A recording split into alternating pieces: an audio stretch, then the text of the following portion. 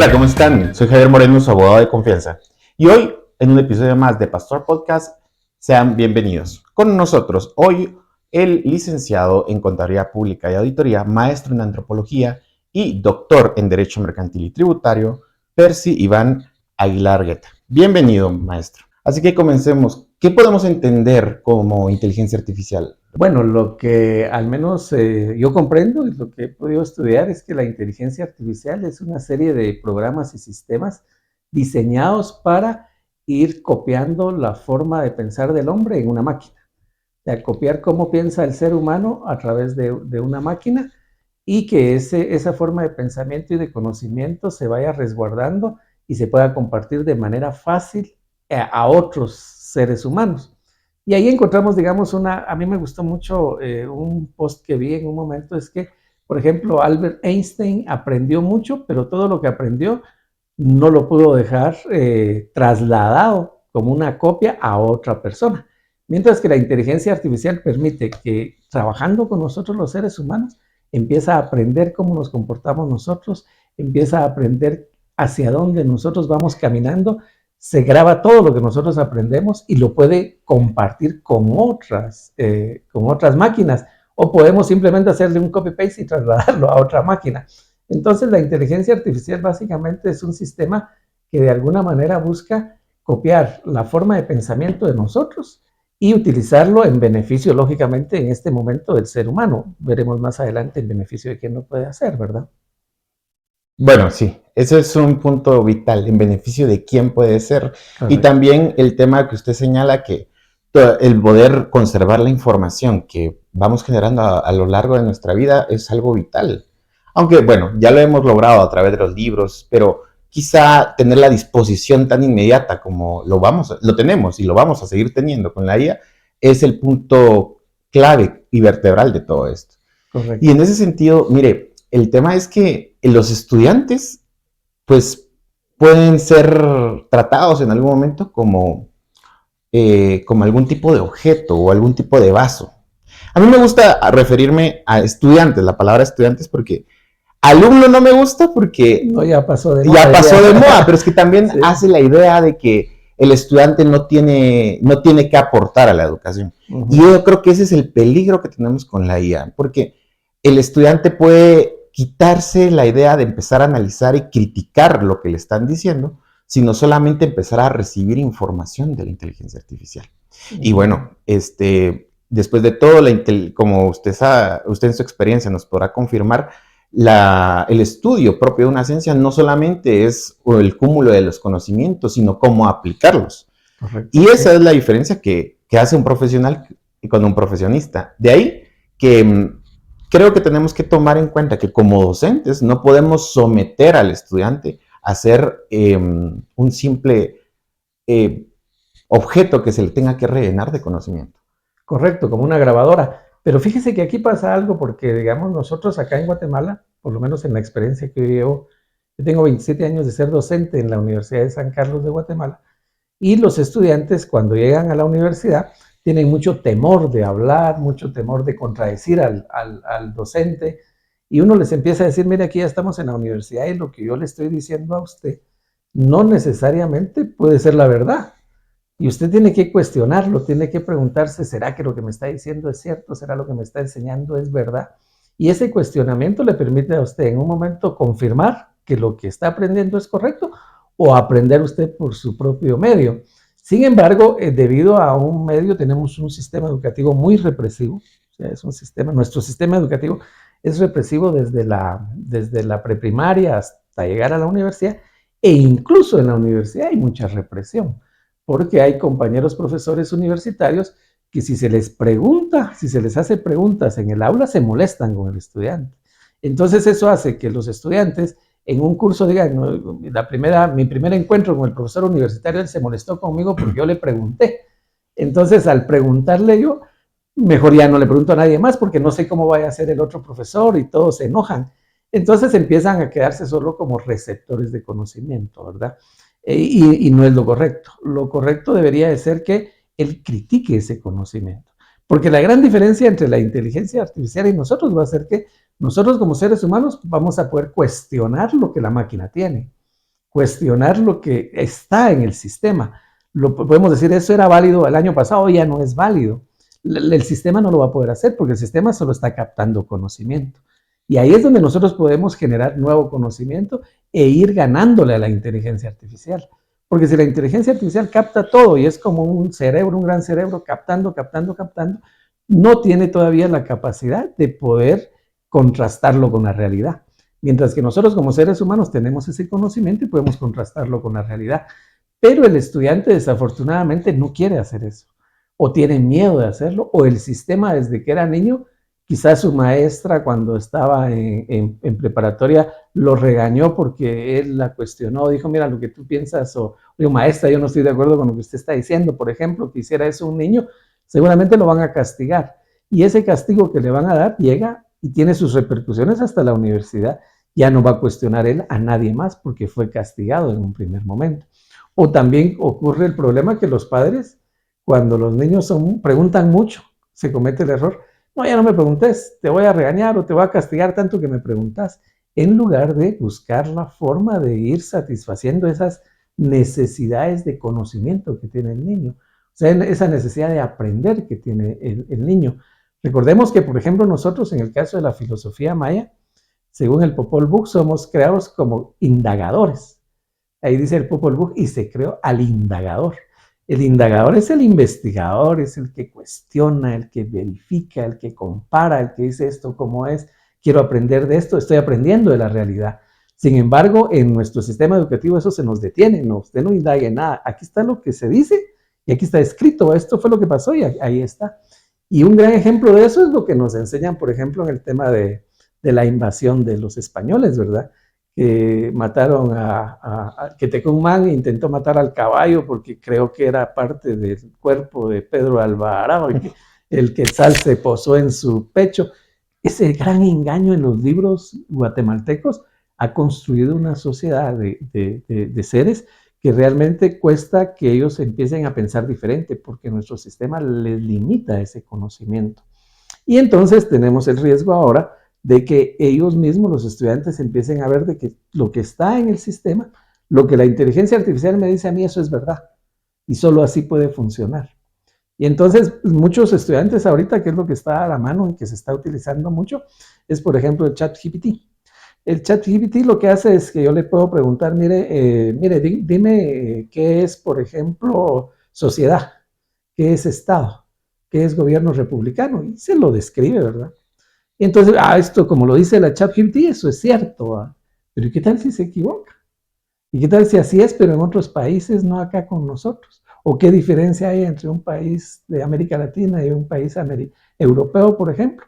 Entonces, todos esos cuestionamientos es lo que el estudiante tiene que aprender a hacerse él mismo e ir descubriendo nuevos conocimientos.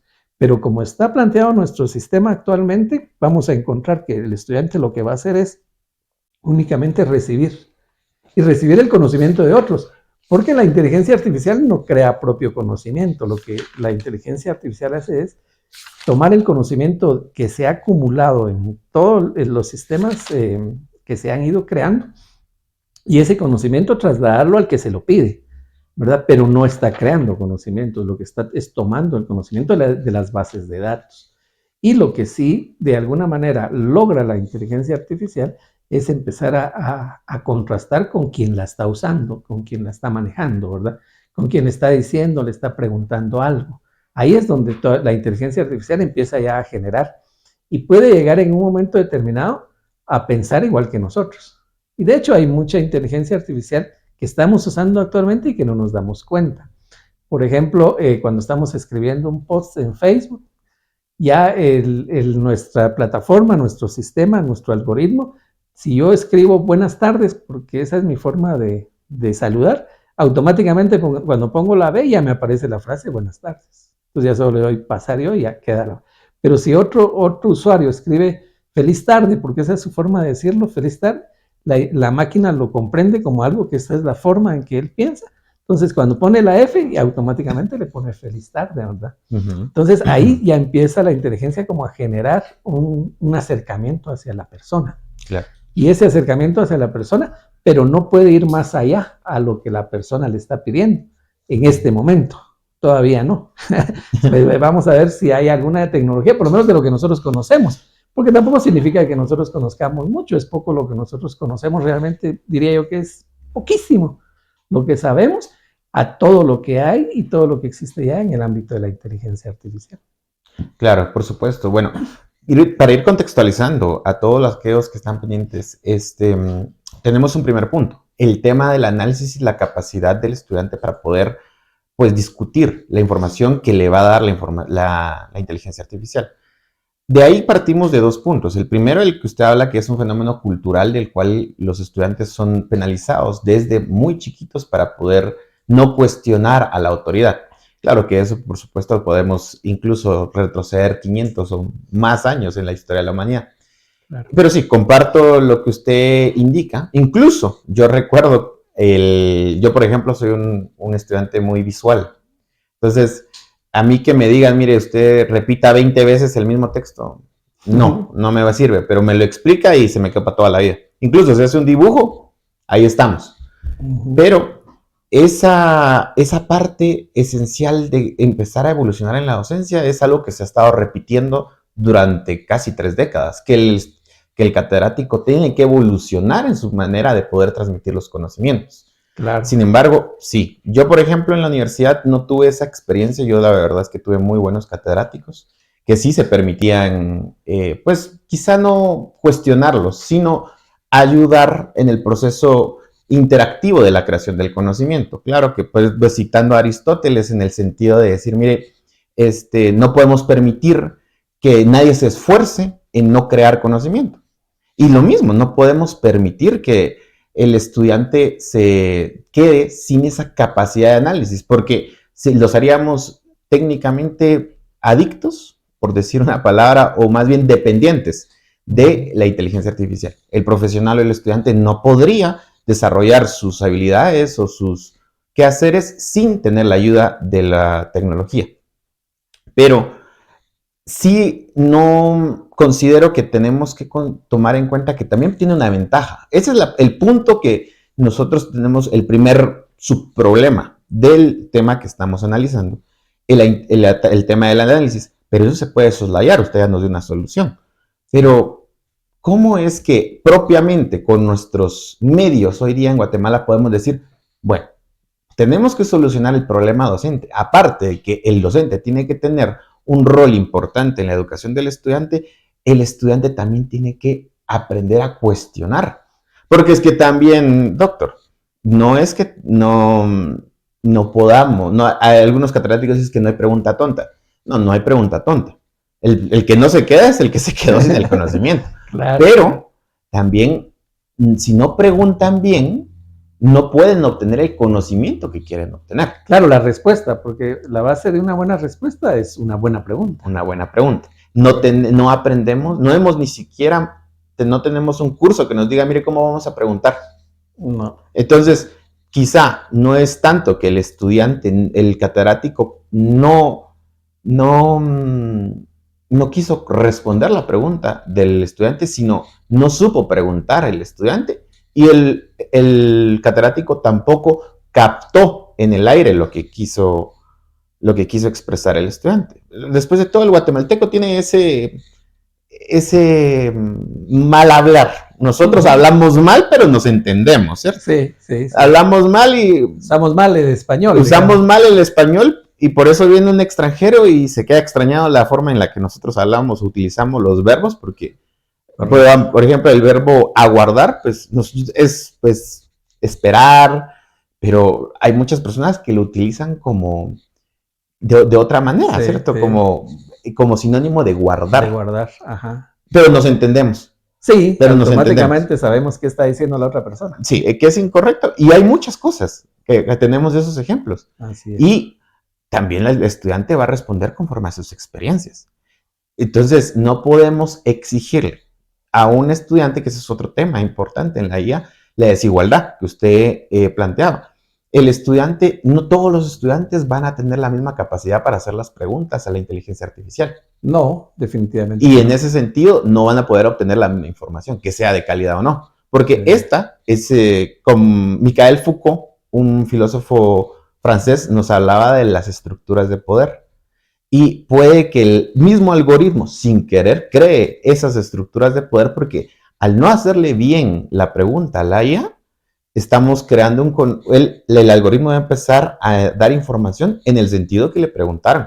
Claro. Pero el estudiante entonces va a crear esferas de conocimiento donde no va a poder salir de el punto de donde él solito da vuelta, creando una especialización innecesaria en unas etapas tempranas. ¿Cómo podemos, desde su profesión como docente, contrarrestar al estudiante universitario, que es donde ya llega, ya de 18 años, llega y tiene ahorita el tema de la inteligencia artificial y aparte el tema cultural? ¿Cómo lo solucionamos? Bueno, mire, ahí hay varias cosas y no quisiera yo, digamos, no tengo yo la respuesta porque hay muchas respuestas. Claro, por supuesto. Pero sí hay varios problemas que hay que abordar y que creo que es importante que los mencionemos. El primer problema es que las mismas universidades ahorita no están planteando un modelo distinto de educación partiendo de que hay inteligencia artificial y no aprendemos de las experiencias que estamos viviendo. Cuando regresamos del COVID, y que tuvimos un tiempo de educación virtual, que fue todo un relajo porque ni siquiera fue la verdadera educación a distancia, sino lo que hicimos fue sentarnos en una computadora el estudiante y sentarse en una computadora el profesor y hablar lo que hablábamos en la clase con la misma metodología que lo hacíamos en la clase.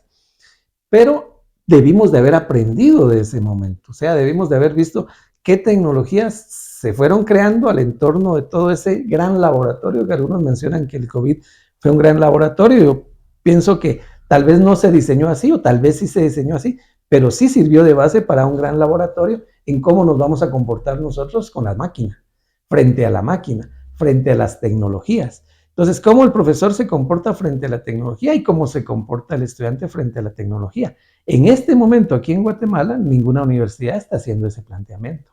Ninguna universidad está planteándose ahorita, por ejemplo, cómo hacemos para llegar a más estudiantes que se encuentran, por ejemplo, en Nevaj Quiché y que quieren estudiar, pero no pueden salir de allá porque solo de venir de Nevaj para Quetzaltenango, donde estamos haciendo este post, les significa un costo muy alto. Cuando deberíamos de tener, todas las universidades deberían de tener ahorita licenciaturas en línea.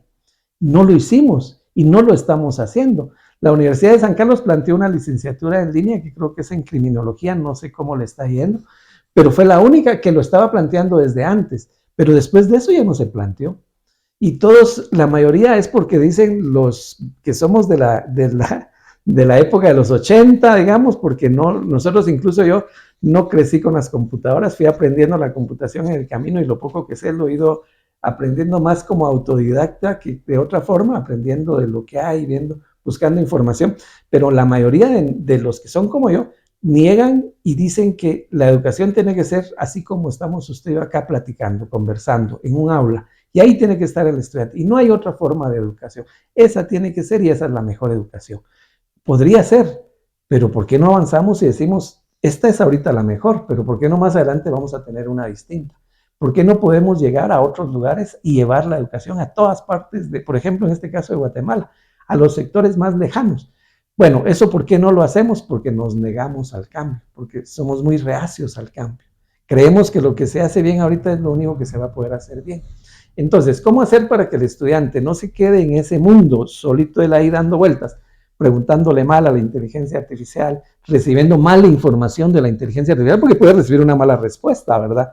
¿Cómo hacer eso? Bueno, yo diría que lo primero que el estudiante tiene que hacer es no creer en lo que le está diciendo nadie. Yo le digo a mis alumnos, ustedes no crean lo que yo les vengo a decir acá. Ustedes cuestiónense, pregunten e investiguen. Si yo les cito, por ejemplo, en algún momento que nosotros trabajamos en el tema de la contabilidad, el Código de Comercio. Si yo les cito algún artículo del Código de Comercio, verifíquenlo, vayan a ver si el Código de Comercio dice eso y si lo están diciendo como yo lo estoy diciendo o yo estoy haciendo una mala interpretación, por ejemplo, del Código de Comercio o una norma de contabilidad. Revisen la norma, véanla, qué dicen otros profesores sobre la norma. Incluso los invito a ver clases en YouTube de otros profesores sobre la misma temática. Por ejemplo, si manejamos costos, bueno, costos de producción, costo directo. Busquen un video de costo directo, de costo de producción de una universidad de España, una universidad de Chile, una universidad de Colombia, y verifiquen si lo que yo les estoy enseñando es lo que ellos están enseñando, porque en este caso hay ciencias que ya están desarrolladas en ciertos aspectos y es el mismo conocimiento. Lo único que cambia es la aplicación en ciertos países. Pero cuestionennos a nosotros los profesores.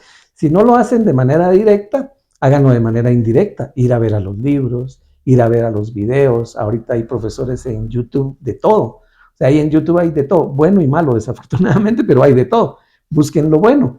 Entonces, la única forma de que el estudiante pueda de alguna manera aprovechar realmente la inteligencia artificial y toda esta revolución que se nos viene, porque es una revolución al grado de que muchos sostenemos, y esto lo sostienen muchos académicos a nivel mundial, estamos no en una época de cambio, sino estamos específicamente en una época de cambio. O sea, ahorita vamos a cambiar totalmente.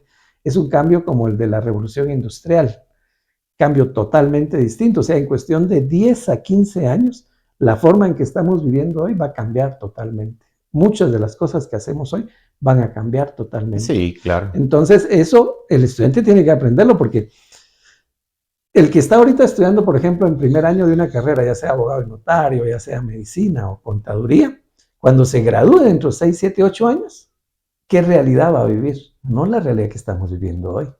Va a vivir una realidad totalmente distinta.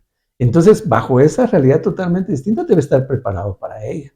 Sea cual sea la profesión, las cosas van a cambiar. Entonces, el estudiante, lo primero que, desde mi particular punto de vista, debe de empezar a comprender es que lo que está aprendiendo hoy quizás no le sirva para el futuro. Entonces, ¿cómo hago para seguir aprendiendo sin que dependa del profesor, sin que dependa de la universidad? ¿Cómo hago para seguir yo solo aprendiendo y aprendiendo? Porque al final de cuentas, todo lo que nos da esto de la tecnología es el individualismo, que es así como ha sido creado la cultura occidental, ser individualistas. Pero al final estas tecnologías nos van a hacer más individualistas. Ya no necesitamos, y de hecho no necesitamos ir a un lugar donde haya muchas personas a recibir una conferencia de cualquier tema. Puedo yo sentarme en mi computadora a buscar, investigar, oír temas, oír, como en este caso, un podcast como el que se está haciendo acá, y instruirme con eso. Entonces ya no necesito yo a la universidad, o sea, ya no va a ser necesaria la universidad. De hecho, desde mi particular punto de vista, la universidad va a desaparecer, como la conocemos hoy. Lo que vamos a tener es un establecimiento donde yo me voy a ir a examinar. Va a haber un examen y yo voy a aprender donde yo quiera y voy a poder ir a examinar a esa universidad, y si cumplo con los requisitos, voy a obtener el título. O sea, ya no va a la universidad necesariamente a darme el conocimiento. Es mi particular punto de vista. Por supuesto, eso puede pasar o no puede pasar, pero es lo que yo estoy viendo ahorita en relación a todo lo que está sucediendo. Es de que uno puede estudiar en cualquier parte, cuestionarse solito, ir al campo y ver si las cosas funcionan o no funcionan. Y eso es otra cosa que tenemos que aprender, a hacer lecturas de la realidad. Por ejemplo, yo soy contador público, me gusta la materia, fundamentalmente me gusta la materia del derecho, pero la materia del derecho tributario, pero estudié antropología porque me gusta ver el comportamiento de las personas en la sociedad, cómo se comportan y cómo voy asociando yo mi profesión de contador, de la contabilidad, de los impuestos, en relación al comportamiento de las personas. Ese es otro tema, que ya no vamos a tener profesiones exclusivas. El que es médico solo va a ser médico. No, el que es médico va a poder, que en un momento determinado le va a poder gustar, por ejemplo, la psicología y meterse a la ciencia de la psicología, ¿verdad? O cualquier otra ciencia que le parezca, y no ser solo médico, porque ser solo médico no le va a servir de mucho, porque las lecturas de la realidad tienen que ser bastante más amplias. Entonces, nuestros estudiantes tienen que cambiar. ¿Y quién ayuda a ese cambio? ¿Cómo ayudamos a ese cambio? Es ahí donde los gobiernos tienen que entrar.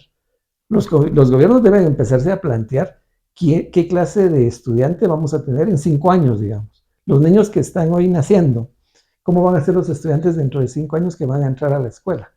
¿Cómo los va a recibir el sistema educativo? Ese planteamiento deberían estarse haciendo los gobiernos hoy. Y eso nos ayudaría a que cuando lleguen a los 25 a la universidad tengamos a una persona totalmente distinta a la que hoy estamos recibiendo. Hoy estamos recibiendo a estudiantes que no les gusta la lectura, por ejemplo, que no quieren saber nada de la lectura, que son visuales, como usted, por ejemplo, lo explicaba, que les gusta solo ver una imagen y con eso aprenden. Yo, por ejemplo, he visto estudiantes que no toman notas y cuando uno les pregunta, saben. Sí, yo era ese estudiante. Yo era ese estudiante, no llevé a toda la universidad, no llevé un cuaderno. Sí. Y vea, porque no era porque no, bueno, no, la verdad es que me distraía, se ponía el cuaderno porque me ponía a dibujar. Entonces, no, yo sí no me servía eso. Lamentablemente, y retomo lo que usted decía en cuanto a la educación, a mí de niño me obligaban en primaria, escriba lo que está en el pizarrón, escríbalo. Y yo, pues, no, pues mire, disculpe, pero a mí se me quedó con lo que usted dijo. O era la cuestión matemática de decir, mire, fíjese que tiene 10 pasos la operación para hacerla y yo la hacía en 2. Pero era problema. Sí, el profesor me decía, no, es que el procedimiento no está. Sí, pues, pero usted quería la respuesta. Correcto, quería es como los profesores que piden en el examen, quieren que le adjunten la hoja de procedimientos. Yo le digo al estudiante, no, a mí no me adjunte la hoja de procedimientos, usted deme el resultado. ¿Cómo lo obtuvo? Y allá usted. Sí, pero fíjese que sí tuvo una muy buena catedrática, lamentablemente ya falleció, se llama, tal vez usted la conoció de la Universidad de San Carlos, Cándida Pérez. Ah, sí. Y una mente brillante en matemáticas, definitivamente. Sí. Pero fíjese que un día sí se sentó y me dijo, mira, yo tengo curiosidad. Y se sentó y ella, hace tu examen, tranquilo, pero yo quiero ver qué es lo que haces.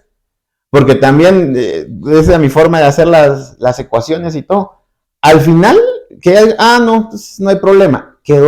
Se tomó el tiempo para decir, bueno, ¿cómo es que él así llega al resultado? Porque sí, tenía razón la perspicacia de decir, bueno, ¿cómo llega él del paso 1, se salta al 9 y cómo le hace? Se dio cuenta que yo sí me podía saltar los 8 pasos y llegaba al mismo resultado. Correcto. Pero ese es el tiempo que nos da el catedrático. Y tomando en cuenta lo que usted me dice, es que podemos ahorita poner educación a distancia y todo, pero el espacio del docente, la IA puede ser un medio, como Emmanuel Kant decía, tenemos que tomar al estudiante como un fin y no como un medio, porque en la inteligencia artificial no puede venir a reemplazar a un docente, definitivamente, porque ese tiempecito que ahorita le digo que la licenciada Cándida Pérez me dio de sentarse y decir, bueno, vamos a ver cómo llega este estudiante al resultado que yo le pedí.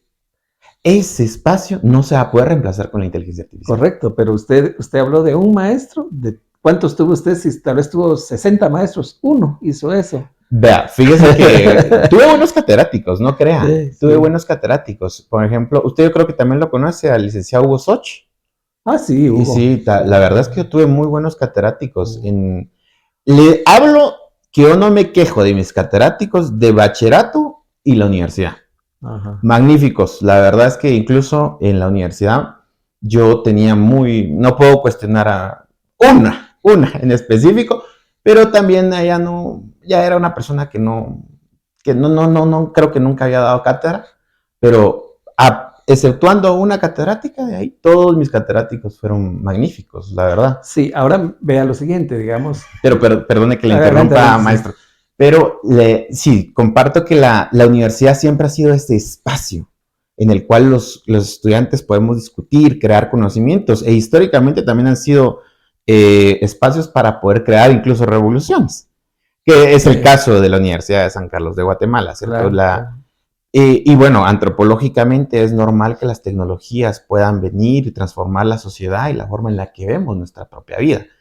Pero el tema de que desaparezca la institución me parece anecdótica, sinceramente, porque primero el contacto físico con el estudiante no es que sea, sí es vital, pero sí se puede dispensar hasta cierto punto.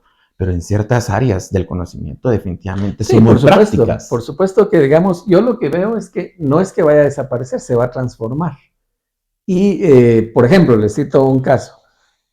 Yo puedo estar, una máquina le puede enseñar a usted matemática perfectamente bien. O sea, la inteligencia artificial le puede enseñar matemática. O contabilidad. Sí, o contabilidad. Le puede enseñar perfectamente bien. Inclusive derecho. con las leyes que están ahí. Vea que yo me he puesto a cuestionarlo y la verdad es que no, ahí sí le contradigo porque todavía no hemos llegado al punto. Por ejemplo, quizá con legislación europea y legislación norteamericana, sí, pero sí, con el punto, ese clic, porque comparar, digamos. Comparar, sí pero nos puede ayudar mucho. Bastante. Pero un profesor tal vez no lo pueda hacer porque desconoce eso. Ahora, claro, vea lo siguiente.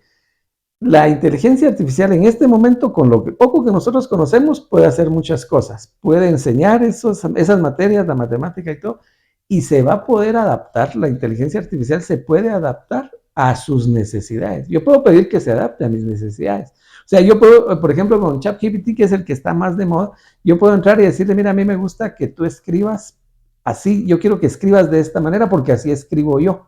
Y yo le doy un párrafo de cómo escribo yo. Y ese espacio mío de acceso al ChatGPT va a escribir igual que yo. Y así lo va a hacer Juan, y cada quien va a pedirle que escriba como él quiere. Y uno le puede pedir que se adapta a uno. Y esa es una plataforma de las más sencillas. Hay plataformas mucho más avanzadas. Entonces yo me imagino, digamos, cuando ya un robot con el conocimiento de la matemática vaya con un estudiante y le enseñe matemática, va a ser mucho más comprensible que un ser humano. Sí, es una ventaja. Y va a tener mucho más tiempo, se va a adaptar. O sea, por ejemplo, incluso al tiempo del mismo estudiante. Sí, se adapta y va a estar, la máquina va a poder estar toda la noche pensando en, ay, este estudiante no está aprendiendo, ¿verdad? ¿Qué es lo que le hace falta? Y diseñando un modelo educativo para él, cosa que el profesor no puede hacer porque nosotros tenemos que dormir, digamos. Esa es una de las grandes ventajas. Otro de los problemas que nosotros tenemos en nuestra sociedad es que el profesor no está bien valorado. Entonces los profesores tienen que atender. Pero yo veo una desventaja ahí, doctor, porque usted como docente, es decir, los sindicatos podrían verse amenazados por decir, bueno, mire, nos van a quitar puestos de trabajo. Sí, pero es que esa es la situación que no hay que ver en la inteligencia artificial, digamos, por ejemplo. No como un enemigo. No como un enemigo, hay que verlo como un amigo. Por ejemplo, un robot que enseña contabilidad. Yo doy clases de contabilidad. Bueno, ahí está mi robot que enseña contabilidad. Y bueno, yo atiendo a los jóvenes que necesitan más atención. O sea, si yo tengo 70 estudiantes, 65 que van muy bien, pueden recibir la clase con el robot, pero yo puedo atender a 5. Personalmente, personalizar mi conocimiento con esos 5. El profesor tiene que seguir existiendo, lo único que va a atender a aquellos estudiantes que no les es fácil el aprendizaje. Y los va a poder atender ya de una manera más humana, ¿verdad? Pues lógicamente el robot no va interesante, realmente. Entonces, ahí es donde tenemos que buscar, como por ejemplo lo que dicen ahorita con la atención en ventas. Hay una serie de plataformas y bots que atienden ventas, que están 24 horas al día. Perfecto, yo pido un tacuche a mi medida, voy, entro a la plataforma, digo, yo quiero este tacuche, y me lo envían y viene, y todo es a través de un sistema basado en inteligencia artificial y me llega hasta mi casa. Pero entonces, ¿qué está haciendo el vendedor? ¿Será que ya no vamos a tener vendedores? No, el vendedor tiene que estar pensando en las necesidades del cliente, no de ese cliente que ya sabe qué es lo que quiere, sino de aquel cliente que no sabe qué es lo que quiere. O sea, no tiene que desaparecer el vendedor. Tiene que estar el vendedor pensando en las necesidades de las personas, no del que ya está convencido que él quiere el saco negro con esto y esto, no. El que dice, no, yo no me quiero vestir con saco, sino yo quisiera otra cosa distinta. El vendedor tiene que estar pensando en eso, el ser humano, y dejar que la máquina atienda al que ya sabe qué es lo que quiere, por ejemplo, ¿verdad? Y así vamos a encontrar una serie de ejemplos en donde lo ideal no es que el ser humano sea sustituido por la máquina. Por supuesto que habrán algunos empresarios que puedan pensar eso. Es decir, yo en lugar de tener una secretaria, tengo una contestadora que ya existía desde antes de la inteligencia artificial, una contestadora telefónica que contestaba y lo guiaba a uno de un lugar a otro, que es muy molesto incluso porque a veces lo dejan a uno con la musiquita ahí 10, 15 minutos. Bueno, eso ya existe. ¿Y qué hicieron ahí? Sustituir a la secretaria. El tema es que el usuario no está contento. O sea, los usuarios no estamos contentos. O lo que está pasando con los bancos. Ahora todo lo hacemos por transferencia, ya no vamos al banco, y si vamos al banco encontramos que solo hay un cajero, ya no hay como antes 4 cajeros. ¿Cómo se sustituyó eso? Por las plataformas digitales. Pero el usuario no estamos contentos. O sea, el que está ganando mucho dinero es el dueño del banco, pero el que hace uso de los servicios, yo no estoy contento con comunicarme con una máquina, con hacerlo. Entonces deberían de mantener al personal para buscar la felicidad del usuario. Y ahí es donde tenemos que cambiar nuestra forma de pensar y de hacer las cosas. Mantener el personal para mantener la felicidad del usuario. Sí. Un planteamiento que totalmente un neoliberal le diría que Sí, definitivamente no. Usted no está hablando en chino, ¿no? No quiere, pero digamos... Pero también tomando en consideración, usted habla del tema de los costos. Ajá. Eso elevaría los costos y al tener mayores costos nosotros tendríamos que cobrar más por el servicio. No necesariamente va a subir los costos, porque digamos, por ejemplo, va a seguir la misma persona. Y sí, nosotros estamos invirtiendo en tecnología y vamos a invertir, pero ahora invertimos menos que lo que invertíamos antes. Por decirle un ejemplo, en la materia que yo trabajo, los sistemas de contabilidad. Antes conseguir un sistema de contabilidad era sumamente caro. Ahorita con el tema de la factura electrónica y todo, uno desde la plataforma de SAT puede bajar sus archivos de facturación de compras. Ahí hasta SAT ya le hacen los libros de compras y ventas. Y ya en pocos años, estoy casi seguro que eso va a suceder, va a pasar como en México, que el sistema de SAT va a ser gran parte de la contabilidad. Entonces yo ya no estoy invirtiendo en un software de contabilidad. Y no por eso ya no voy a tener a mi contador, sino al contrario, yo voy a tener a mi contador para que sea más analítico, para que haga más análisis de hacia dónde debo yo dirigir mis costos, cómo debo yo hacer mis proyecciones, mis presupuestos, cómo voy a estar el próximo año, ir haciendo planteamientos diferentes a solo estar operando una computadora. Definitivamente. Yo tenía, por ejemplo, tuve una catedrática, que es la maestra Wendy Sandoval, y ella nos decía, mire, es que la contabilidad no es para tener control, es para tomar decisiones dentro de la empresa. Correcto. Sí. Y sí, es cierto. Pero realmente, insisto, el tema primero que tenemos que reformular es que el estudiante pueda hacer buenas preguntas. Y eso lo veo yo, incluso lo he visto en nivel maestría, que digo yo, bueno, es que los catedráticos quieren hacer un tema como de mayéutica, mire, discutamos, miremos, como usted bien dice, yo no tengo la verdad absoluta. Pero el estudiante no discute. No quiere hablar, porque está el miedo de me voy a equivocar.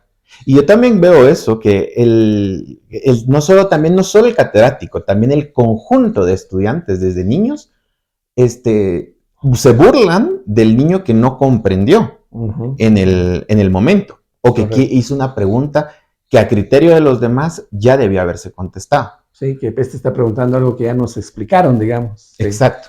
Y que quizá pues en ese momento pasó una mosca y se distrajo. ¿Qué sucede? O él no lo comprendió. O se volteó y la compañera de al lado está muy bonita, entonces me distraje viéndole el pelo. Entonces, eso pasa. Entonces, porque somos humanos, nos distraemos. Entonces, sí yo considero que también hay que tomar en cuenta que primero, antes de la IA, tendremos que tener un planteamiento, una discusión en las universidades de cómo hacer que los estudiantes comiencen ya ni siquiera con su carrera, sino comenzar con un año quizá, para que aprendan a preguntar, para que aprendan a criticar. Un año de filosofía, técnicamente. Sí, que es lo que se está quitando en las universidades. O sea, las universidades están dejando de lado la filosofía. Ya se plantea, por ejemplo, que es lo más duro, en la Universidad de San Carlos se plantea la eliminación de la carrera de filosofía. Se quieren quitar la filosofía, la antropología. La economía, que tiene un poco de parte de filosofía económica, la quieren eliminar. ¿Por qué? Porque dicen, ahí no hay muchos estudiantes, esas carreras no dan dinero. Miren, a un filósofo, ¿de qué vive el filósofo?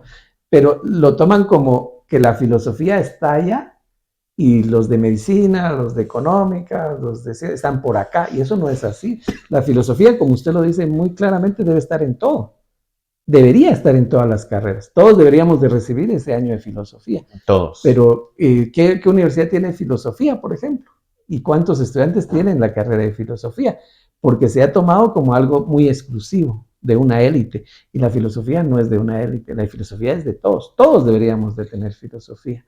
Desde el niño cuando está muy pequeño. La filosofía siempre ha sido de élites. Inclusive en Grecia siempre eran los hijos de los La gente que tenía dinero. La gente, sí. Porque inclusive en Roma igual, los patricios eran los que podían tener acceso a las clases privadas de los filósofos. Sí. Entonces, siempre tenemos ese problema de la desigualdad al acceso a la educación, que es otro tema también que nos surge a partir de la IA. No todos van a tener acceso a esa información. Bueno, por ejemplo, ahorita se democratizó parte de la IA, ¿verdad? Está más democratizada. Uno encuentra, por ejemplo, con el correo electrónico, usted puede acceder a Gemini, por ejemplo, que es la inteligencia artificial de Google, o con Microsoft, la Copilot, que puede acceder. Uno que me parece bien interesante, la Copilot, que uno le pregunta e inmediatamente le da información y bastante verídica, ¿verdad? Yo estaba hace un mes más o menos en México, en un lugar que se llama Pichucalco, de Chiapas, y le pregunté ahí, delante de los estudiantes, a Copilot de mi teléfono, que me dijera cómo se decía buenos días en el idioma que ellos manejaban ahí en Pichucalco. Y la inteligencia me dijo, sí, con mucho gusto, la forma en que se dice buenos días, y me dio en el idioma de ellos, pronunciado en el idioma. Yo les dije, mire, esto es así. Entonces todos se quedaron así y una persona dijo, sí, dijo, es así como... Entonces, imagínense, sí, digamos, sí, es sorprendente. Pero, digamos, bueno, pero ahí entonces vamos a... Es que democratizado. también sí, democratiza, pero también quita algunos puestos de trabajo, ya no van a haber traductores. Que es como, por ejemplo, puede estar tentada algunas universidades a quitar los docentes. Tentadas y quizá algunas lo hagan. Correcto. Porque, bueno, que realmente a mí me da un 90% de curiosidad y un 10% de envidia con la IA, porque yo hablo 3 idiomas, pero ya la IA yo le pregunto algo y quiero que lo diga en mandarín y me lo dice. Sí. Y entonces... O escribir una carta, uno le dice al ChatGPT, escríbeme una carta para fulano de tal en francés, y solo le dice uno qué quiere que diga y la estructura en francés.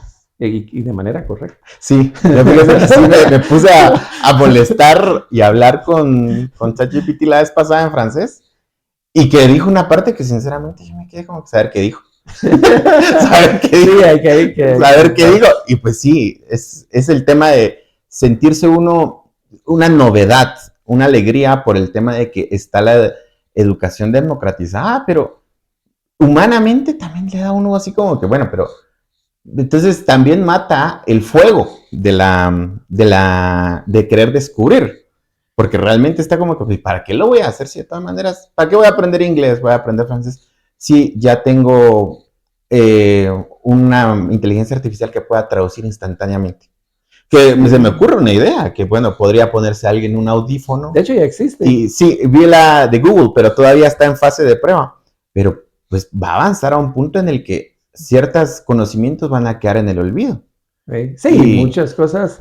Pero mire, yo creo que esto no lo detiene nadie. No, definitivamente no. Y ahí es donde, por eso mi preocupación es ver que los gobiernos no están pensando en qué van a hacer con la sociedad, visto este cambio que se viene, porque no lo va a detener nadie. Ahorita, por ejemplo, que se reunieron en Naciones Unidas, que plantearon una renovación a la Agenda 2030, porque no se cumplieron con los grandes objetivos. Sí, siempre es la Agenda 2000. Cada 15 años la vamos, del 2000, 2015, 2030 y ahora 2045. No vamos a cumplir, ya estamos diciendo que no vamos a cumplir la de 2030. Pero ya en esos objetivos del milenio del 2045 ya se habla de la parte ética de la inteligencia artificial. O sea, ya se buscan formas de regular cómo se va a manejar la inteligencia artificial. Y ese es un punto medular, doctor, porque el tema ético. Usted dijo algo muy cierto. Si nosotros le damos la información, como por ejemplo la forma en la que nosotros escribimos a la inteligencia artificial, que técnicamente cada quien escribe diferente, es como una huella dactilar, porque la redacción y la forma cognitiva en la cual nosotros escribimos es propia de cada quien. Sí. Por eso, usted no tendrá, cuando usted lee un examen, dice, bueno, esta redacción, usted me lo dio, pero no creo que sea suya. Sí. Solo usted se cree que usted redactó así. Pero el tema, entonces, surge el tema ético, tanto para regular dentro de las mismas instituciones, y en el caso guatemalteco, también no tenemos una ley de protección de datos personales. No. Entonces, por ejemplo, hay un reglamento general de protección de datos personales de la Unión Europea que podemos usar como marco de referencia. Pero aquí no tenemos una protección de datos personales. Técnicamente, todo lo que le damos a la IA hoy lo pueden utilizar como ellos mejores consideren. Sí. Y las universidades también si llegan a implementar la inteligencia artificial, pueden crear perfiles que uno dice, bueno, ¿y qué hacemos con la vida privada del estudiante y del docente que inevitablemente van a estar teniendo como intermediario a la inteligencia artificial? Sí, ahí hay mucho que discutir, porque digamos, no solo no nos protege en lo que nosotros pensamos, lo que nosotros escribimos y en lo que nosotros tenemos como un bagaje de conocimiento y experiencia, porque la inteligencia artificial lo puede ir procesando y al estar ahí en el sistema cualquier otro se puede apropiar de ese conocimiento. Entonces no nos protege absolutamente de nada y así estamos hoy y vamos a estar peor en el futuro. Entonces, ¿quién nos va a defender de la inteligencia artificial? Es lo que se está planteando. Entonces, se menciona que deben ser los gobiernos, los estados, pero los gobiernos están más preocupados en otras cosas que en proteger a sus propios ciudadanos. Bueno, ¿verdad? Que también, doctor, hay empresas que son mucho más poderosas que los propios estados. Ah, sí, las transnacionales. Por ejemplo, pues yo sí pues el tema, una legislación guatemalteca, no sé qué tanto pueda afectar el tema de protección de datos de una empresa transnacional. Sí, no. Es legislación guatemalteca, no por hacer de mérito al poder del Estado guatemalteco, pero somos un Estado pequeño. Sí, sí. No, y por ejemplo, la telefonía. Que es lo que pongamos queda con el tema de los impuestos de las plataformas de streaming, ¿cierto? Sí. Si nosotros venimos y grabamos la transacción, pues bueno, el SR es territorial en Guatemala, pero el tema de empezar a hacer es una ley guatemalteca, decirle, mire, si no usted X empresa no puede prestar la plataforma de streaming si usted no tiene un representante legal en Guatemala y no se adhiera al régimen de SR, pero simplemente la empresa puede decir, bueno, pues el mercado guatemalteco tampoco es que me represente una gran cantidad de plata, son 600,000 usuarios, digamos, puedo dispensar de eso. Claro. Entonces nos dejan afuera. Sí. ¿Qué podría pasar con la IA? Entonces la legislación no puede ser solamente un Estado. Tiene que ser una legislación transnacional. Ahí sí tiene que ser transnacional. Tiene que ser un organismo como Naciones Unidas, por ejemplo, la que tiene que regular todo eso, a través de cierta normatividad. Porque el Estado, por ejemplo, Google no está en Guatemala, por decir algo, ¿verdad? O sea, todas las plataformas digitales no están en Guatemala. Entonces, OpenAI, que es la que maneja ChatGPT, no está en Guatemala. Y todos los robots que se están haciendo en China, y todos ellos, todo lo que están generando ahí tampoco está en Guatemala. Entonces, nosotros en realidad acá en Guatemala somos usuarios. Y eso es, digamos, lo que deberíamos de estar transformando, que es mi particular punto de vista. Por ejemplo, en la Universidad de San Carlos, acá en Quetzaltenango, el CUNOC, se habla de la licenciatura, acaba de iniciar la ingeniería en sistemas, apenas creo que uno se ha graduado o está por graduarse. Sí, es ahorita en 2019, 2020. Sí, pero la ingeniería en sistemas, que debería ser la carrera que ya era el futuro hace 5 años, que debería ser la que la universidad invierta más de su presupuesto, le está quitando presupuesto. O sea, ahorita tienen problemas que no pueden contratar profesores, están pensando en cerrarla porque supuestamente no hay presupuesto. Pero entonces, ¿de qué estamos hablando, digamos? Si ahora es esa ingeniería la que tiene que estar creando sistemas más amigables para el ser humano y que nos busquen, porque al final, ¿cuál es el objetivo de esta vida? O sea, ¿qué es lo que buscamos? Y lo decían los filósofos griegos, el poder ser feliz. Ese es nuestro objetivo. Ser felices. ¿Y cómo podemos ser felices? Si tenemos tantas cosas que hacer, si no tenemos tiempo para estar con la familia, para estar con las personas que nos agradan, para tener una conversación agradable de 1 hora alrededor de un café. ¿Cómo podemos hacer eso? Pues la inteligencia artificial sí nos puede ayudar para hacer eso. Los trabajos que antes nos podrían llevar 2, 3 horas, podemos de alguna manera sistematizarlos y hacerlos en 15, 20, 30 minutos y usar el resto de 2 horas para la contemplación que hablaban los griegos, ¿no? Y el fin último del ser humano es la contemplación, y decían los griegos que en la élite que usted decía. Un poco hedonista, pero... La contemplación, pero para eso había que tener esclavos, porque sí, no podía uno estar en la contemplación real de la vida porque no tenía uno... Surge un tema interesante ahí, es que entonces estaríamos sometiendo a... Bueno, quizá no la esclavitud porque la inteligencia artificial no es un ser. No es un ser. Pero, pues sí. Debería ser nuestro esclavo, o sea, bajo esa mirada. Bajo esa mirada... Sí. Si es un esclavo, decir, mira, hágame una carta, ¿va? Necesito que me hagas una carta en inglés para mi socio en Estados Unidos, que necesito enviarle esto. Y lo haga, ¿va? Y algo que yo me hubiera tardado 40 minutos o media hora o 10 minutos, depende de mi habilidad con el inglés y con la computadora, ahora lo puede hacer la máquina en cuestión de segundos, porque lo hace en cuestión de segundos. Entonces uno agarra, manda la carta y después se dedica a contemplar la vida, a ser feliz, que esa debería ser la... Pero digamos, sí, estoy de acuerdo en que la desigualdad es un problema. La desigualdad es un problema porque no todos tenemos computadora, no todos tenemos celular. A mí me pasó, digamos, yo regresando de la pandemia, bueno, la recomendación en la universidad tiene una política ambiental, entonces decían, pues no usemos papel, que el programa ya no se dé en papel, sino lo enviemos en digital a los grupos de chat, de WhatsApp, a través de una plataforma de Classroom. Y entonces dije, bueno, vamos a hacerlo así, ¿verdad? Y a la hora del examen dije, pues voy a hacer lo mismo, yo voy a darles el examen y se los voy a enviar ahí al WhatsApp para que ellos lo vean. Y entonces, pues así lo hicimos, llegamos, miren compañeros, aquí les estoy enviando el examen y ahí va el examen a WhatsApp y hagan su examen, ¿verdad? Entonces, después de unos 5 o 10 minutos se paró un estudiante y me dijo, mire, yo no tengo celular. Y eso fue el año pasado, yo no tengo celular. Entonces, dijo una compañera, no tengas pena, yo te presto un celular. Pero entonces, ¿qué estamos viendo? No todos tienen acceso. Lo que uno creería que un estudiante universitario tiene acceso a lo mínimo que es un celular, no es cierto, no lo tiene. Y luego está el tema de los datos, que no son gratis, ¿no? No son pagados, que es algo que se ha discutido mucho también, que nosotros debiésemos, el Internet es un derecho, debería ser un derecho humano y gratuito.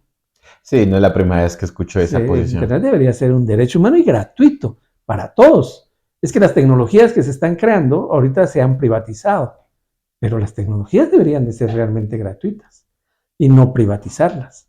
Pero como ese es un gran negocio, entonces se privatizan, ¿verdad? Bueno, pienso que sí tiene que ser, bueno, es un poco utópico de pensar de que no se van, que van a ser gratuitas las nuevas tecnologías. Después de todo, para desarrollarlas también se han invertido una gran cantidad de recursos. Realmente, pues no creo que lleguemos al punto en que la tecnología sea por el buen vivir o la felicidad de las personas, pero sí tiene que ser accesible para la gran mayoría. Por lo menos que lo pague el Estado, digamos. Que lo pague el Estado y que lo haya que de una que otra forma también no es gratuito. Lo porque también nosotros lo estamos pagando. Pero eso ahí genera igualdad. Porque ¿cuál es la razón de los impuestos? Que paguemos los que más tenemos para darle servicios a los que no tienen. Bueno, entonces paguemos todos con nuestros impuestos los que tenemos. Sí, claro. El Internet para que el que no tenga acceso al Internet en una educación. Es una perspectiva interesante. Sí, ahorita me viene con lo que usted dice que del tema de la razón de los impuestos. Bueno, ahorita me viene a la mente que Mahatma Gandhi decía que esa es la medida de toda sociedad de cómo trata a los más vulnerables. Y sí, definitivamente el hecho que nosotros utilicemos los impuestos para poder democratizar temas como el Internet o la inteligencia artificial, pues es una buena medida. Pero es interesante también considerar que no todo lo podemos pensar de una manera utópica. Después de todo, esa es una perspectiva en la que coincido con usted con los impuestos, pero algunos otros podrían decirnos que habrá alguien que diga que porque los impuestos, por ejemplo, podría decirme alguien, mire, es que es, vamos, un pensamiento, traer un poquito del pensamiento germano, decir, mire, los impuestos son para poder pagar los servicios sociales. ¿Cuáles son los servicios sociales? Usted tiene la salud, es la justicia, es la seguridad. No es para que todos estemos iguales. Ahí está, y la educación. Pero en la educación incluimos el Internet y la inteligencia artificial. Pero bueno, pero esa es una perspectiva nuestra. Sí, pero no necesariamente la interpretación tiene que ser esa. Correcto, pero digamos ahí, es lo que yo pienso que el problema que tal vez tenemos y vamos a seguir teniendo, o sea, es mi punto de vista, es que queremos seguir pensando igual y haciendo las mismas cosas igual como las hacíamos hace 30 años, hace 20 años, y las cosas ya cambiaron.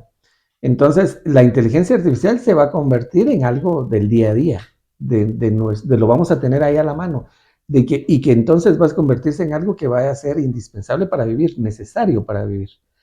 Pero vamos a necesitar que esa necesidad sea distribuida para todos, no solo para un cierto sector, para una élite. Pero mire, Sí, comparto su criterio. No, aquí, ahorita no podemos discutir, mire, que si procede o no procede. No, claro. Aquí está y va a seguirse insertando a nuestra vida, a la sociedad. La sociedad evolucionará y no podemos dejarla de lado. Pero con eso también vamos a perder algunas habilidades que hoy sí tenemos. Por ejemplo, yo hablo desde mi punto de vista muy particular y a mí usted me pone un mapa y yo no sabría interpretar el mapa. Yo lo que sé es poner la dirección en Waze o en Google y ahí llego. Que lo lleven ahora. Pero aquí me da un mapa bueno, tal vez no échala, un mapa de Chimaltenango, que conoceré yo algunas calles, pero me dice, mire, vaya a este punto y primero le pregunte dónde estoy yo. ¿Dónde estoy yo? Comencemos por eso. ¿Dónde estoy yo y dónde está el norte? Sí, bueno, sí me ubico dónde está el norte, pero pues porque por el tema de dónde sale el sol y todo, pero hay quienes no. No, es que entonces, estamos perdiendo esas habilidades. Y sí vamos a perder muchas habilidades también con la IA. Sí. A mí lo que más me preocupa desde un punto de vista personal es la capacidad de análisis no solamente del estudiante, sino del propio ser humano en la sociedad. Es decir, mire, si lo dijo la IA, así es, así tiene que ser. Eso es lo que no hay que Eso es a mí lo que particularmente me preocupa, sí, porque no, la IA es una magnífica herramienta. Sí, pero tiene criterios también, ¿verdad? Porque, por ejemplo, si la IA encuentra 100 artículos, hablando de ideologías, de un neoliberal, la respuesta que le va a dar es de un neoliberal, y no encontró ningún artículo de alguien que sea socialista, entonces no. Entonces uno tiene es que esa es la clave, digamos, de nosotros, tener más tiempo para la reflexión. Bueno, pero usted saca un interesante punto. ¿Qué hacemos con las ideologías políticas y la inteligencia artificial? Que también la universidad es un espacio para discutir eso. Claro. Pero al ser... Pero que no se discute. Casi no se discute. ¿Ve que sí? Yo creo que tal vez entre catedráticos no, pero entre estudiantes sí. Es posible que sí. Entre los estudiantes sí. Los estudiantes salen, dan sus opiniones. Bueno, pues también hablarán de los mismos catedráticos, ¿cierto? Porque...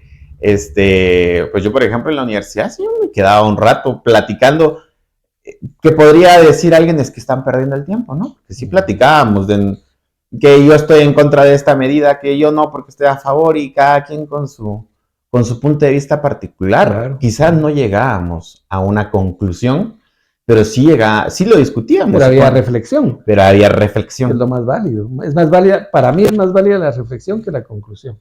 Por supuesto. Porque la conclusión es como decir, ya no hay más allá. Porque esta es la verdad. Y no hay verdades. Y no hay verdades. Hay muchas verdades, diríamos. Sí, realmente sí. Cada quien tiene su propia verdad. Pero sí, por ejemplo, en el tema de la ideología, el neoliberalismo y el socialismo y la IA, pues todavía falta que ver qué va a pasar ahí, porque digamos, sí, porque las tecnologías para mí... OpenAI es una empresa norteamericana. Sí.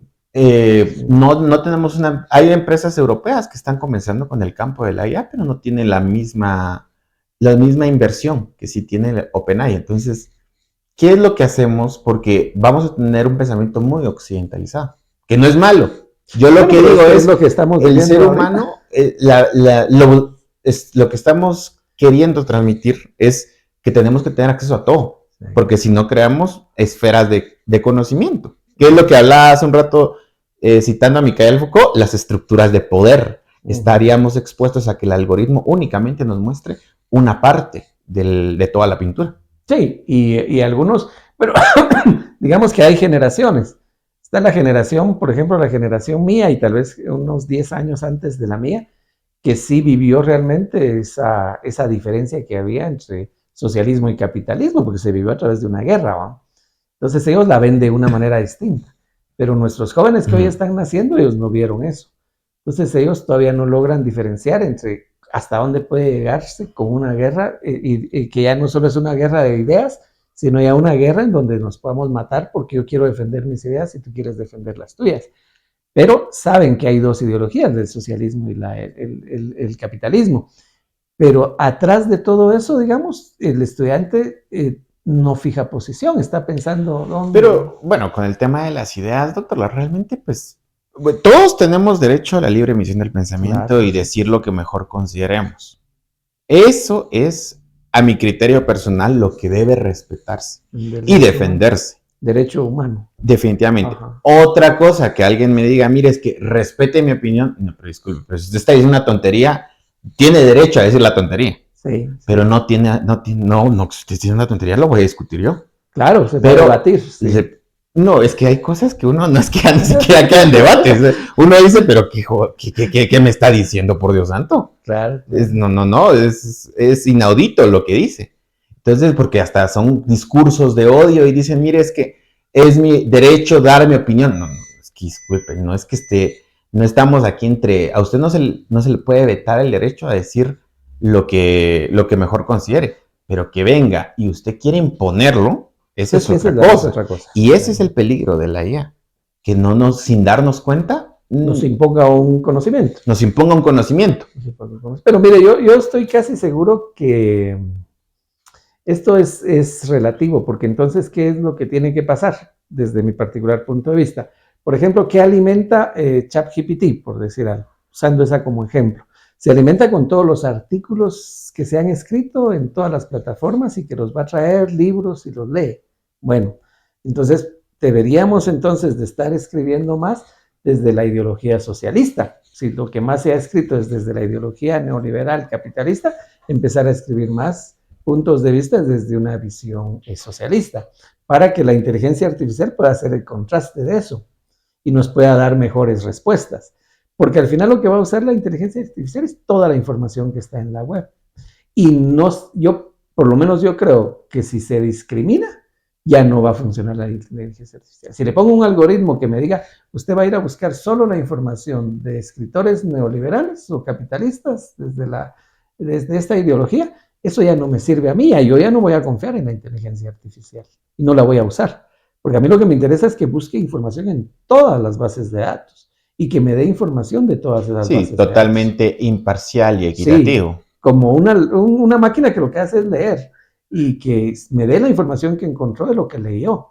Y a partir de ahí yo busque lo que a mí realmente me interesa y si yo estoy de acuerdo o no estoy de acuerdo con eso. Pero sí, desafortunadamente puede ser manipulada la máquina porque trabajamos a través de algoritmos. Entonces, bueno, yo creo que de alguna manera eso es lo que se tiene que regular. Pienso que es lo que están buscando las Naciones Unidas al momento de contemplarlo ya, que haya una regulación de toda esta información y que se pueda usar la inteligencia artificial en beneficio del ser humano, ¿verdad? Entonces, por ejemplo, en medicina, ¿cómo se va a usar la inteligencia artificial en medicina? Yo tengo entendido, ¿verdad? Lo poco que he podido investigar, que ya existen, por ejemplo, ciertas operaciones que se hacen utilizando la inteligencia artificial. Sí, incluso hay temas de resoluciones judiciales que se están empezando a hacer de esa manera. Entonces ya hay de todo. Sí, pero es que sí, definitivamente la inteligencia artificial antes era el hombre es lo que lee, ¿cierto? Ahora podemos decir que la IA es lo que lee. Sí. Porque definitivamente tiene que estar expuesta a todos los conocimientos para tener un conocimiento no solamente objetivo, sino equitativo. Correcto. Que es lo que al final los estudiantes y los catedráticos quieren. Pero me surge a mí el tema que quizá es un poquito repetitivo. El tema de los derechos de los datos personales. Esa información también puede usted, como hablábamos fuera de cámaras, crear perfiles. Los estudiantes pueden tener desconfianza al dar sus opiniones personales a la IA para poder estar preguntando. Y esta posteriormente pueda hacer perfiles en base a lo que le han preguntado. Que sin duda, si usted me comenta que tiene ChatGPT, sí, si le pedimos un perfil de usted, lo va a hacer. Sí. En base a todo lo que sabe. Todo lo que le he preguntado. Es lo que él seguramente sin que yo le haya dicho, todo lo que yo le he preguntado tiene relación con contabilidad y con impuestos. Pues es un contador público, ¿verdad? Ya sabe que yo soy un contador público. Y usted nunca igual Copilot, ¿verdad? Que es la otra que me gusta usar mucho. Pero digamos, eso yo no lo veo como un riesgo, fíjese. Yo por lo menos no lo veo como un riesgo. Yo creo que debemos, ya entrando al tema de la antropología, tenemos una cultura de poca transparencia. O sea, tenemos la cultura de ocultar muchas cosas. Y es una cultura que en Guatemala tiene mucho peso, digamos. Y por eso cuando se le pregunta a un funcionario y estamos hablando de los que son políticos, y dicen, mire, usted tiene que presentar su declaración jurada de bienes. Muchos no la presentan. Y a pesar de que hay una obligación de hacerlo. Pero si uno va con alguien individual, mira, ¿y cuántas propiedades tienes? No, yo no digo cuánto tengo, ni digo cuánto gano, porque Dios guarde que yo diga cuánto gano. Pero yo creo que hay un miedo también por la criminalidad. Además, la obligación es de presentársela al Estado, no a la población. Sí, pero digamos, aquí es donde viene el tema. ¿Qué delincuente, digamos, va a atacar al presidente de la República? Bueno, porque se recuerda el año pasado que había una amenaza. Lo de la declaración de Carlos. Bueno, pero hay una amenaza para el presidente porque otro político lo quiere matar. Pero eso no lo sabemos. Seguramente, porque no va a haber un delincuente queriendo matar al presidente. Pero mire, el tema es que nos excusamos con ese tema de la delincuencia y los empresarios no quieren presentar sus estados financieros a la SAT y las fórmulas y se quieren ocultar un montón de cosas con el tema de la delincuencia. Pero está bien, es que es un derecho humano a la privacidad, el querer no revelar. Por ejemplo, si usted conoce el sistema en España, todas las empresas publican en el registro mercantil sus estados financieros. Ah, las empresas. Sí, pero ahorita en el tema, ¿no? Pero es que el tema propio estamos hablando, usted me decía de los políticos. Sí, entonces, pero ahí generalizando, digamos, porque por eso yo hablo de una cultura de poca transparencia, de opacidad. O sea, no nos gusta revelar qué hacemos, ni dónde hacemos, ni cuánto ganamos. Yo creo que obedece mucho el contexto. Ahorita, sí que ahorita me vino mis citas a usted, pero me recuerdo Luisito Comunica, que le preguntó, un español le preguntó, mire, ¿y cuánto tenés vos en el banco? Y él dice, mira, yo te voy a decir que tengo creo que 80,000 euros, pero porque es que yo no te puedo decir cuánto tengo, porque yo vengo de un país donde secuestran. Y es que esa fue su respuesta. Sí, está bien. Y entonces lo mismo podría decir ahorita una persona, decir, disculpe, primero tengo derecho a la privacidad, porque si yo no quiero decir cuánto dinero tengo, pues es decisión propia. Y aparte, pues también tiene derecho a reservarse. Cualquiera tiene un miedo en ese sentido.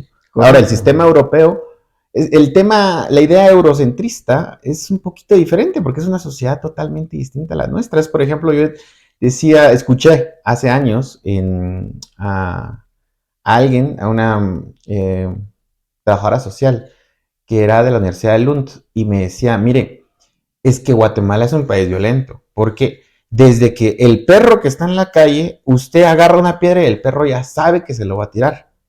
Usted agarra una piedra en Suecia y no sabe, el perro no sabe, no se va a correr porque no entiende por qué está agarrando una piedra.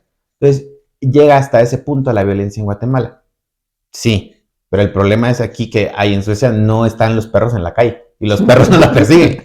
En cambio, aquí sí. Entonces, ese es el problema eurocentrista, que ellos hablan desde su perspectiva. Claro. Pero la nuestra es, disculpe, pero o yo finjo que agarro la piedra imaginaria o el perro o la jauría de perros se me va a tirar. Claro, pero ¿por qué hay perros en la calle?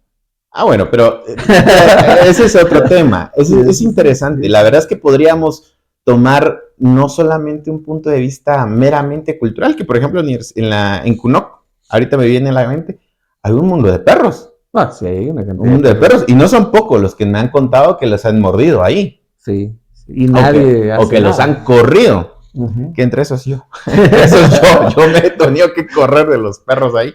Sí, pero es peligroso. Es peligroso.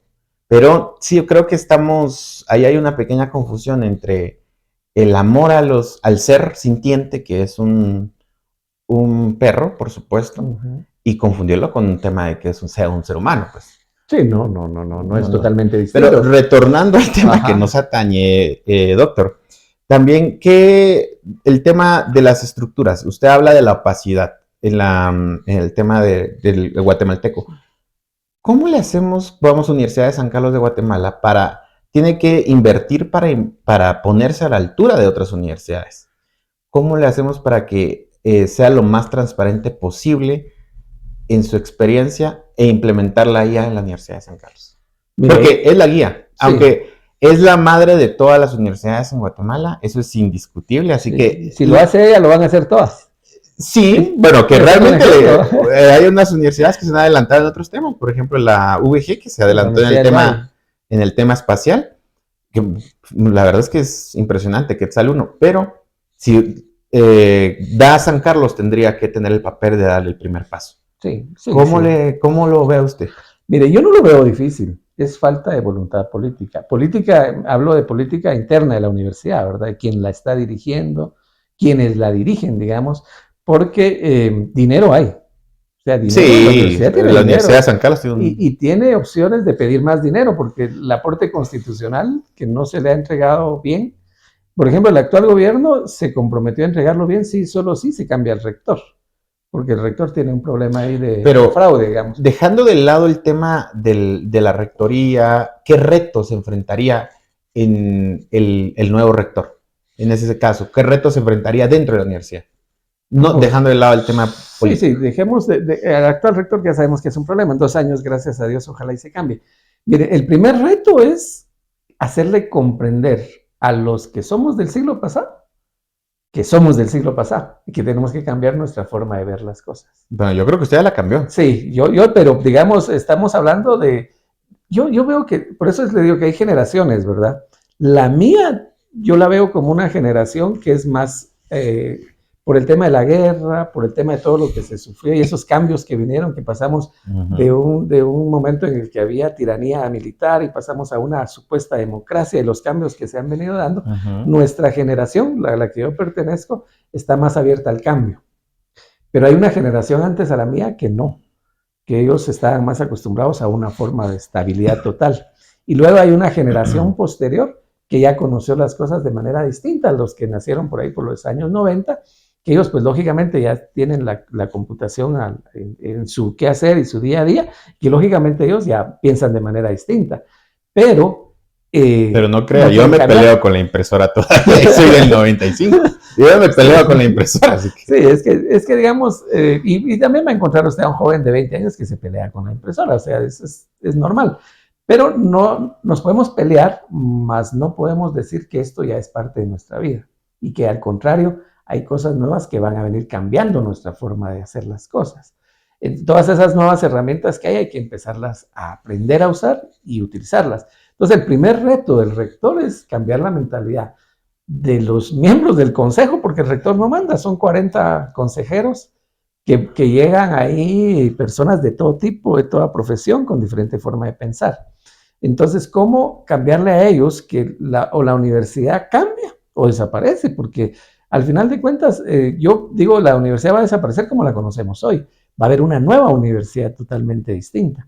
Pero la Universidad de San Carlos tiene el gran reto de ser la que empiece con el cambio en beneficio de toda un... Porque el pueblo de Guatemala está esperando ese cambio. Tendría que ser. ¿Verdad? Entonces, ahí en la Universidad de San Carlos deberíamos de tener, por ejemplo, laboratorios de computación, computadoras en cualquier lado, en las aulas, en todo, que los estudiantes tengan acceso a tablets, a computadoras portátiles. ¿Por qué? Porque sabemos de que el estudiante que... Viéndolo como una inversión, sí, como un costo y no un gasto, sí. Porque es que si no, es realmente, porque pongamos, si lo pueden tomar otras universidades, puede tomar la iniciativa la Universidad Francisco Marroquí, la Universidad Rafael Landívar, pero el tema es que entonces vamos a tener un tema de que las universidades privadas van a tener una mejor educación. Sí. Entonces, por eso le digo yo que tiene que ser la San Carlos la que dé el primer paso. La San Carlos está obligada a dar ese primer paso, por varias razones. La primera es porque tiene recursos del Estado. Que tiene recursos del Estado. Mucha más plata que las universidades. Sí, entonces tiene más opción de decir, aquí voy a invertir en esto y en esto otro, ¿verdad? Y buscar la manera, digamos que un profesor que yo tengo, podríamos decir que hay 5,000 profesores contratados en la universidad, ¿verdad?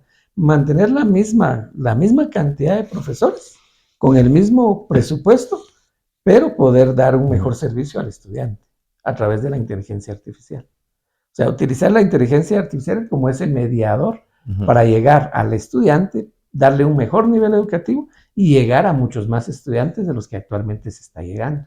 Claro. ¿Verdad? Y entonces el costo no se va a sentir porque ya no vamos a tener, por ejemplo, ahorita la Universidad de San Carlos tiene como 225,000 estudiantes. Podemos llegar a tener 500,000 estudiantes con la misma cantidad de profesores usando herramientas de inteligencia artificial, que lógicamente ahí incrementaría el costo, pero no sería un costo tan alto como el que se le paga a todos otros 5,000 profesores, por decir, que sería el doble, sino sería mucho menos de eso, y podríamos estar dando mejor educación de la que actualmente estamos entregando al estudiante, porque habría mejores fuentes en donde habría más información, libros, acceso a datos que se puedan analizar. Sí, que también sería una universidad más competitiva, porque no solo serían los guatemaltecos. Sí, podría estar en todas partes de Centroamérica, que era la Universidad de San Carlos era la mamá de Centroamérica. ¿Cuántos años tiene la Universidad de Costa Rica? 75 años. La San Carlos tiene 360. Sí, yo conozco a varias personas que han venido de Honduras, de Costa Rica ya no viene. Sí, de Costa Rica ya no. Pero Honduras, Nicaragua, El Salvador, sí, yo tengo estudiantes en la maestría que doy clases, tengo estudiantes de Honduras, tengo estudiantes de Nicaragua y El Salvador. Exacto. ¿Verdad? Que son la región de la maestría donde estamos trabajando actualmente, que es a través de plataformas virtuales. Entonces, sí, imagínense eso, si ahorita podemos lograrlo con lo poco que tenemos, que también ahí hay que aclarar que la universidad no nos da la plataforma para trabajar, sino cada profesor hace su lucha para ver con qué plataforma trabaja. Y eso es, digamos, lo que uno dice, habiendo tanto como no se puede hacer eso, ¿verdad? Claro. Pero bueno, al final los profesores asumimos el reto de trabajar con las plataformas y la tecnología que tengamos, pero la universidad debería de dar esa plataforma. Y ahí vuelvo al tema que dije cuando el COVID, no aprendimos de la experiencia del COVID, porque el COVID lo que nos tuvo que haber dejado es un gran paraguas tecnológico a favor de la educación. Ese gran paraguas tecnológico que tuviera herramientas para mejorar el nivel educativo de los estudiantes, y no lo tenemos. Yo también diría que hay que crear, el Consejo Superior Universitario tendría que crear un reglamento ético del manejo de los datos personales de los estudiantes.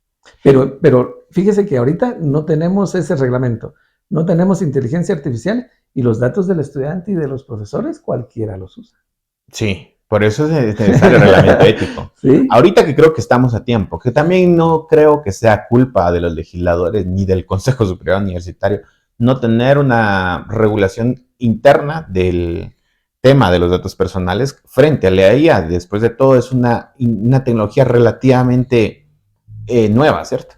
Pero sí considero que es importante porque pues, el estudiante tendría que tener derecho a borrar sus datos, a que se olvide la inteligencia artificial de la universidad, los datos que ha ingresado, ¿cierto? Las investigaciones que ha hecho. Porque, como hablábamos antes de entrar ya a cámaras, dentro de 10, 15 años, la persona no es una roca o una estatua, evoluciona conforme a sus experiencias. Y por supuesto que es normal que uno regrese y vea, bueno, mira, hace 10 años estaba equivocado. Sí, lo que escribía, no estoy de acuerdo con eso. No estoy de acuerdo con eso. Y lo mismo puede pasar. Correcto. Con que le siga persiguiendo esa información, lo que escribió cuando tenía 20 años, a lo que lo escribió un profesional de 40 años. Sí, pero digamos, yo pienso que no, tampoco es del todo malo. Porque yo pude haber dicho, digamos, en esta entrevista que estamos acá, decir algo que en una semana diga yo, ay, eso que dije yo ya no estoy de acuerdo con eso, porque resulta que hay una nueva tecnología, por decir algo. O leí un nuevo libro y me convencí de que lo que yo estaba pensando no era lo correcto. Bueno, pero es bueno hacer nuestras evaluaciones en donde hemos cometido esos errores. Exacto, usted, sí, de nivel mismo personal, pero claro, que no lo diga, pero no tiene que estar expuesto a la demás sociedad eso. Sí, pero es difícil no estar expuesto, es difícil. Ahorita, por ejemplo, usted publica una foto en Facebook, digamos, que, por ejemplo, se tomó una foto por decir algo, con el presidente Arévalo, por decirle, y ya, que ahí estuvo. Y en ese momento usted se sentía orgulloso del presidente.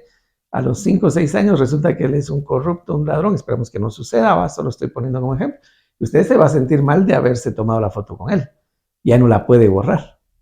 No, pues yo le digo a eso mejor, digamos, otro ejemplo. Yo me tomé una foto con mi novia y entonces ya después dice, no, pero es que no debiste haberte tomado esa foto. Todo arrepentido. Que hay quienes publican ese tipo de fotos de que mi amor y mi vida y te amo por siempre y a la otra semana ya están. Aquí uno dice, ¿qué pasó? Sí. ¿Dónde queda el amor? Correcto. Sí, pero hay que tener mucha mesura en cuanto a qué es lo que se sube también a redes sociales.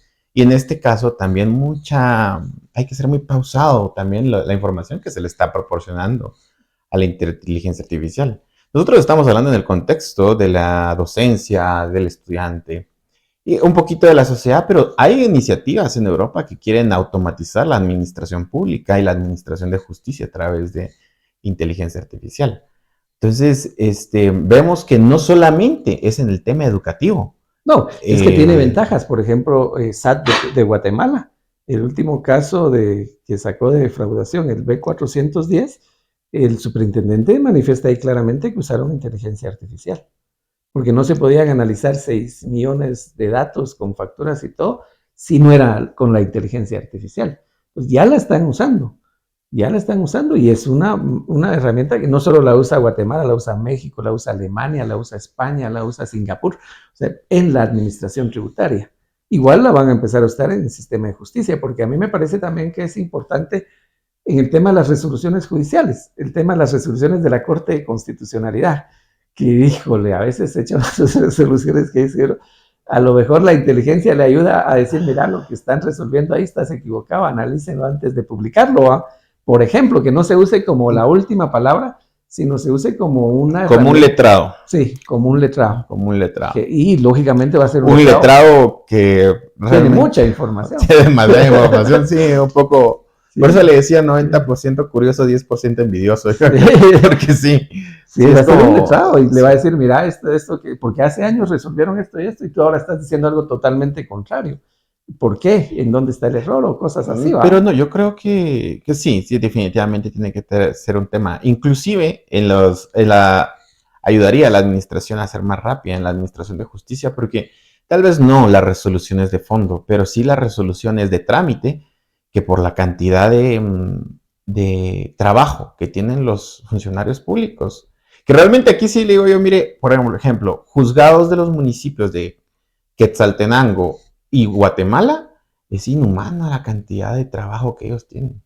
Ellos entran a las 7 de la mañana y salen a las 8, 9 de la mañana, no, de la noche, porque tienen una cantidad de trabajo, y la verdad es que no es gran cosa, no es demeritar su trabajo, pero tienen que tener una resolución que es... Actividades repetitivas. Repetitivas, literalmente se le da trámite al documento ingresado en tal fecha, se señala a la audiencia, todo eso se podría automatizar y le daría una mejor calidad a los funcionarios públicos, porque realmente yo sí he visto que los oficiales, los auxiliares fiscales tienen una carga de trabajo, que ir y decir, mire, es que la administración no hay justicia en Guatemala.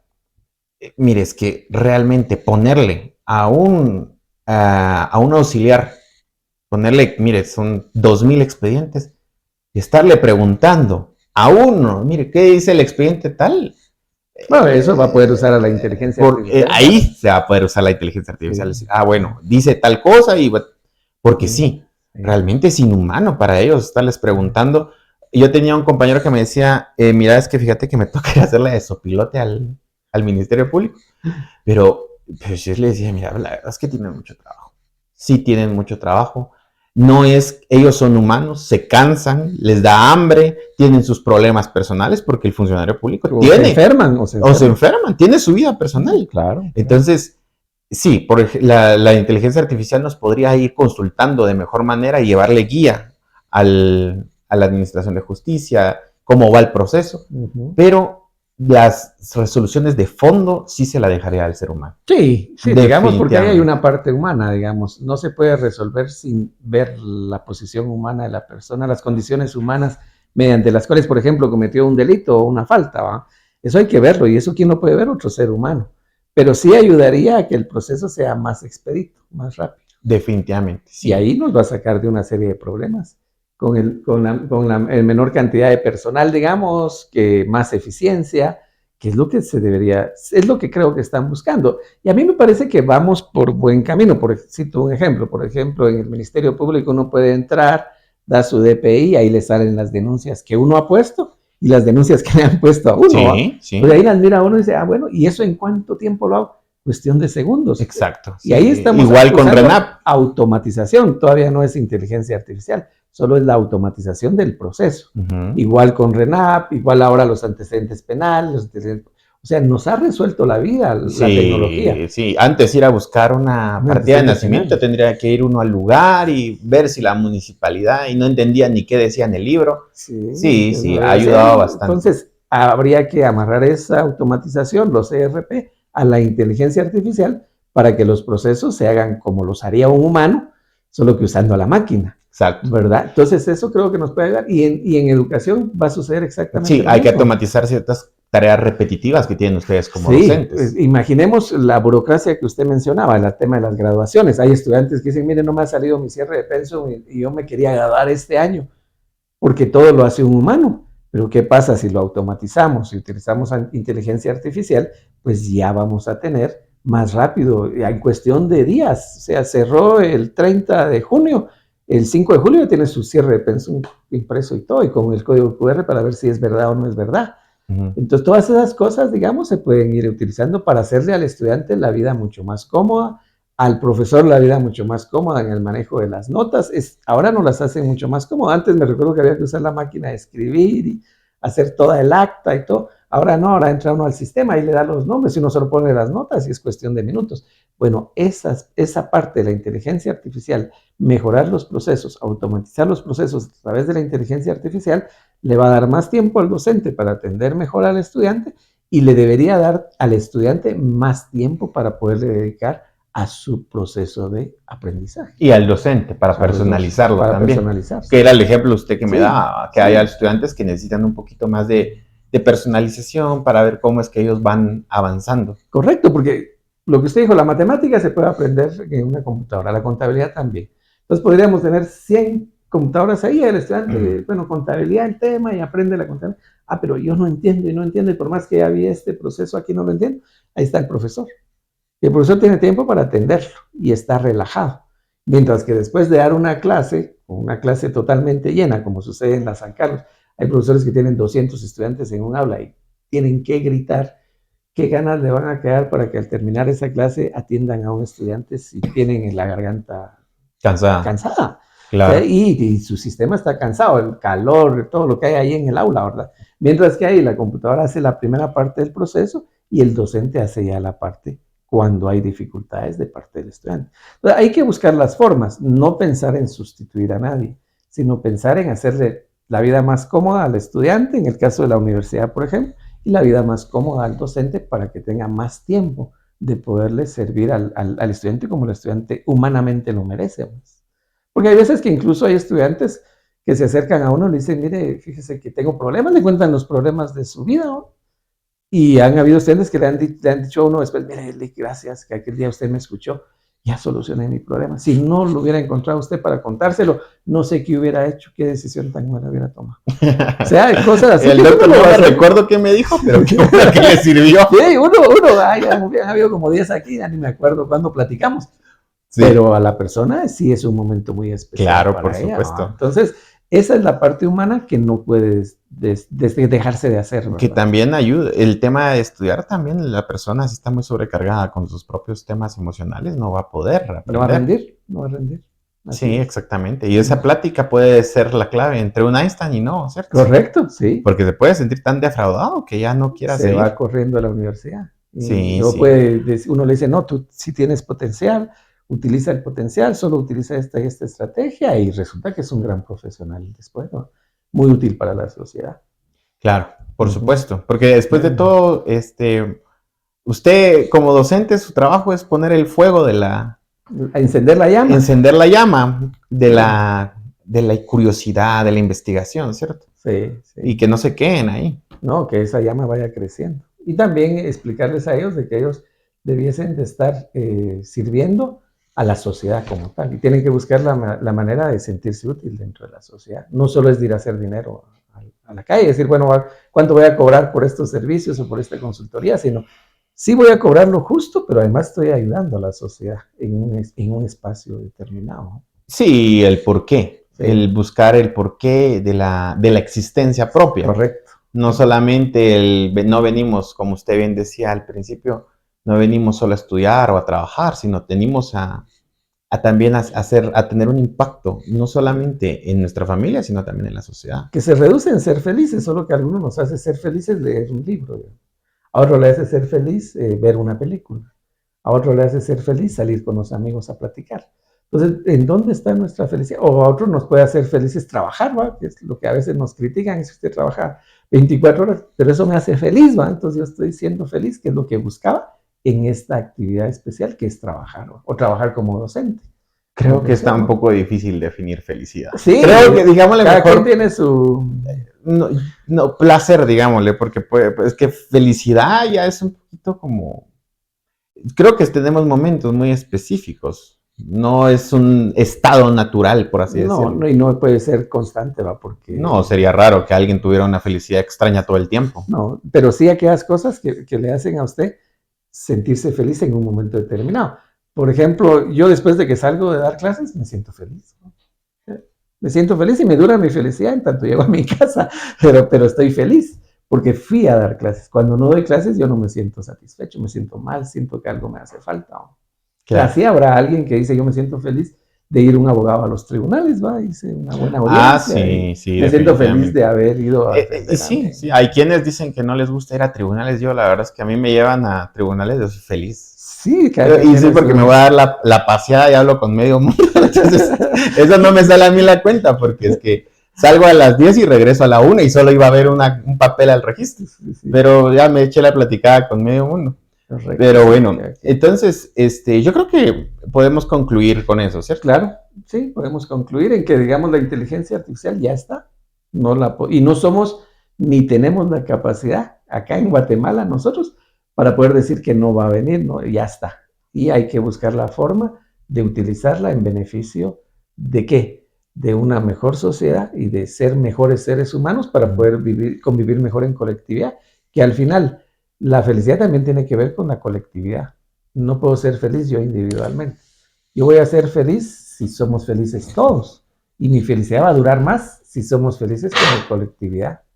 Sí, es la filosofía maya nos dice eso, ¿cierto? Ajá. Pero sí, el pensamiento occidental es un poquito más individualista. Claro, pero sí, yo creo que ahí estamos con eso, doctor. Le agradezco el tiempo. Sepa que es bienvenido cada vez que usted necesite estos micrófonos. Y bueno, no solamente usted, cualquiera que quiera también acompañarlos es bienvenido. Muchas gracias. Mucho gusto y gracias por acompañarnos el día de hoy. Gracias a usted y un saludo a todos los que nos vean. Claro, gracias. Nos vemos. Gracias. Muy amable.